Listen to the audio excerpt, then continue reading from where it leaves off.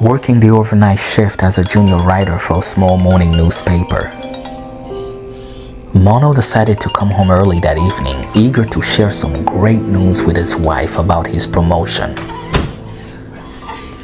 Once at the front door, Mono's exciting news was welcomed with the sound of his wife's moaning over and over again from their tiny apartment's bathroom. He drops his laptop case on the floor. The growing sound of his wife's moaning in the bathroom compels him to take just a few steps closer to the demise of his marriage.